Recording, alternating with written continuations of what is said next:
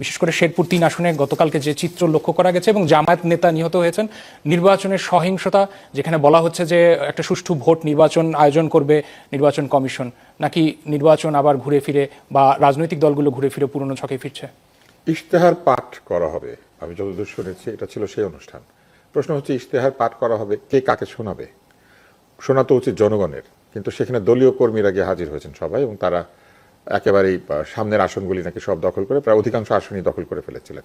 অন্যরা দেরিতে এসেছে এবং তারপরে তারা আসন পায়নি, এবং সেটা নিয়ে আমি যতদূর শুনেছি, মানে আমি পত্রিকা যা পড়েছি, সেটা নিয়ে সংঘাত শুরু হয়েছে। কিন্তু প্রশ্ন হচ্ছে যে ইশতেহার পাঠ যারা আয়োজন করেছেন তাদের কিন্তু একটা দায়িত্ব নিতে হবে। কেননা ইশতেহার পাঠের জন্য আপনি যদি ডাকেন তাহলে যথোপযুক্ত আসন বিন্যাস করতে হবে। যারা এসেছেন তাদেরকে শুরুতেই বলতে হবে যে এতগুলি আসন খালি রাখতে হবে, অন্যরা আসবেন, এবং মানে মর্যাদা অনুযায়ী, যার যার দলীয় মর্যাদা অনুযায়ী সামনের আসনগুলিতে বসাতে হবে। একটা সরকারি ব্যক্তি যদি কাউকে দাওয়াত দেন বা বলেন যে ইশতেহার পাঠ করা হবে, অথবা কোথাও যদি তারা উপস্থিত থাকেন, আয়োজক যদি তারা হয়ে থাকেন, তাহলে তারা খুব জানেন যে প্রোটোকল আসলে কি। তারা নিজেদের বেলা আসন বিন্যাস করতে পারেন, কিন্তু প্রতিদ্বন্দ্বী প্রার্থীগুলির মধ্যে সংঘাতের সম্ভাবনা আছে, এই ধরনের সিলি ঘটনা নিয়ে গন্ডগোল অনেক দূর চলে যেতে পারে, এটা তাদের জানা থাকা উচিত। কিন্তু তারা সেইগুলির ব্যাপারে আসলে যথোপযুক্ত ব্যবস্থা নিয়েছেন বলে মনে হয় না, এবং তারা বিবাদ মেটাতেও সক্ষম হন নাই। আমি মনে করি যে এখানে আয়োজকদের দায়িত্ব নিতে হবে, কারণ পুরো ব্যাপারটাই আসলে ঘটেছে এক ধরনের অনভিজ্ঞতা, অমনোযোগিতা এবং মূল বিষয়ের প্রতি অবহেলার কারণে আমার কাছে মনে হয়েছে। এই সংঘাত আমাদেরকে একটু সতর্ক করেছে আমি মনে করি, এবং এই ধরনের সংঘাত যেন আরও তৈরি না হয় সেই জন্য সতর্ক থাকতে হবে। আরেকটি বিষয় হচ্ছে ইশতেহার তো এখনো প্রকাশিত হয় নাই, তাহলে ইশতেহারের পাঠ কিভাবে, মানে কোন ইশতেহারের পাঠ? আমি জানি যতদূর যে জোটের কোনো ইশতেহার নাই, এবং জামাত ইসলামেরও আলাদা করে কোনো ইশতেহার এখনো প্রকাশিত হয় নাই, বিএনপিরও ইশতেহার প্রকাশিত হয় নাই। তারা বলেছেন 1 তারিখে হয়তো হবে। কিছু কিছু রাজনৈতিক দলের হয়তো ইশতেহার আছে, যেটা আমি জানি না।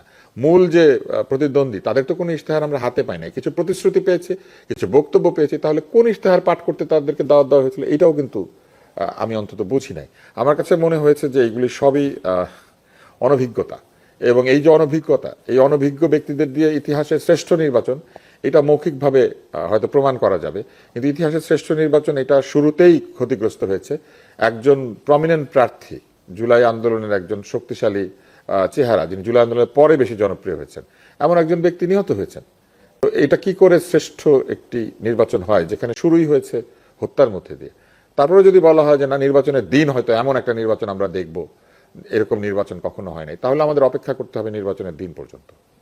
অনেক ধন্যবাদ। রেজাউল করিম রানী, আপনি কি মনে করছেন নির্বাচন কমিশনের জন্য এটা কতটা চ্যালেঞ্জিং হতে পারে? বিশেষ করে একটা ব্যাপার হচ্ছে যে প্রত্যেকে রাজনৈতিক মঞ্চ থেকে প্রতিশ্রুতি দিচ্ছেন, যেটা জনাব আব্দুল তুষারও বলছিলেন, কিন্তু প্রতিশ্রুতি আর প্রতিশ্রুতির মধ্যে সীমাবদ্ধ নাই। আমরা লক্ষ্য করছি যে এখানে পারস্পরিক আক্রমণাত্মক নানা ভাষারও ব্যবহার হচ্ছে, এবং একরকম বলা যায় যে মারমুখী আচরণ আমরা লক্ষ্য করছি রাজনৈতিক দলগুলোর মধ্যে। সেই বাস্তবতা সামনে রেখে নির্বাচন কি? ধন্যবাদ, আপনার পয়েন্ট খুবই গুরুত্বপূর্ণ প্রশ্ন রেখেছেন, এবং যারা আমাদেরকে শুনছেন সবাইকে আমার সালাম এবং কৃতজ্ঞতা। তুষার ভাই একদিক থেকে আলোচনা করছে, এর মধ্যে দিয়ে মোটামুটি ফ্যাক্ট যেটা, সেটা খানিকটা চলে আসছে, যেটা অন্তত মিডিয়াতে আমরা জানতে পারছি। ঘটনাটা এরকমই, কিন্তু এই ঘটনাটা কেন ঘটলো এইটার কজটা আমি বোঝার চেষ্টা করছিলাম।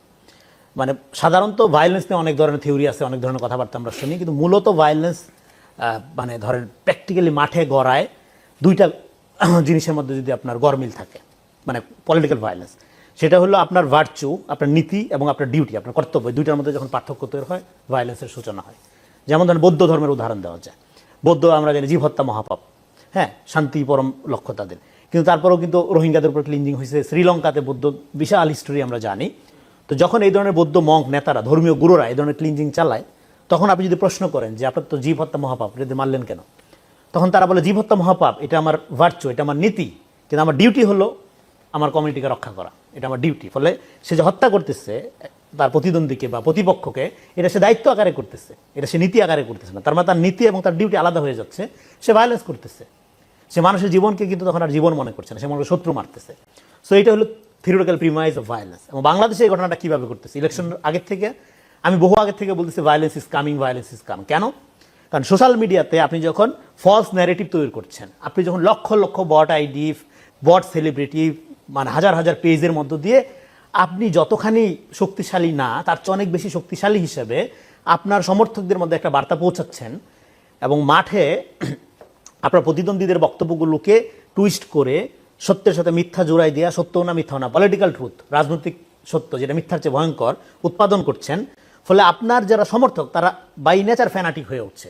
এবার ওরা যখন মাঠে যাচ্ছে তাদের ইমাজিনেশনের মধ্যে তো তারা মানে ধরেন আপনার এই মিথিক্যালি বা ধরেন হাইপ অনুযায়ী তারাই সবচেয়ে শক্তিশালী, তাদের প্রতিদ্বন্দ্বী আর কেউ নেই, তারাই সবচেয়ে সাচ্চা, তারাই জুলাই, তারাই আপনার সবচেয়ে সৎ লোক, তারাই সবচেয়ে মহান, তারাই সবচেয়ে ডেডিকেটেড, তারাই চুজেন পিপল। হ্যাঁ, এরকমভাবে যখন আপনি ন্যারেটিভ তৈরি করেন, তো মাঠে যেয়ে দেখা গেল নো, প্রতিদ্বন্দ্বী মাঠে অনেক শক্তিশালী, প্রতিদ্বন্দ্বীর দখলে মাঠ।